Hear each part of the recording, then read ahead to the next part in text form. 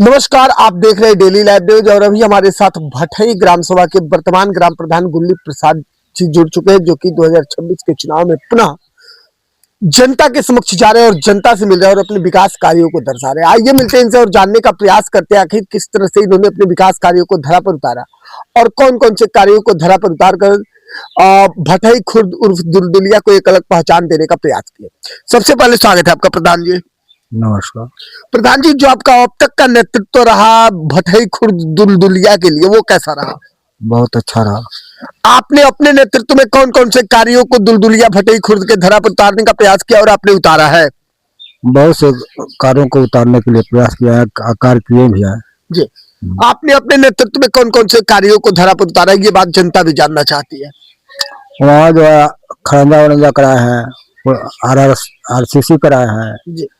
आंगनबाड़ी बनवाए हैं, RRC centre बनवाए हैं और कुछ काम कराए हैं, कुछ सुख्ता उख्ता बनवाए हैं। प्रधान जी, आपने RRC सेंटर बनवाए हैं। RRC सेंटर बनवाने के पीछे सरकार का क्या उद्देश्य है ग्राम सभा स्तर पर?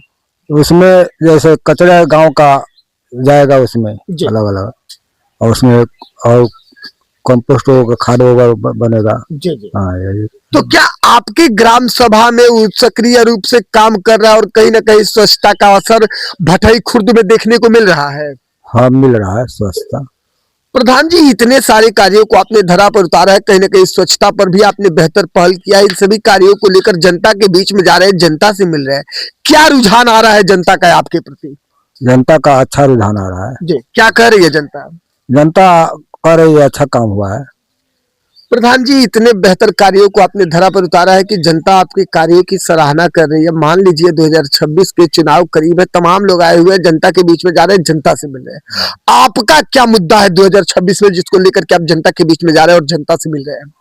जनता से यही कह रहा है कि भाई अगर अग्रिमी विधायक हो गए तो हम और अच्छा काम करेंगे। जी। आगे आपका क्या क्या मुद्दा है? अगला चुनाव जीतने के बाद आप क्या क्या करेंगे धरा? जैसे गरीबों का जो है आवास वगैरह और जो सुविधा होगा वो दिलवाएंगे और कोई काम कराएंगे जो होगा वो।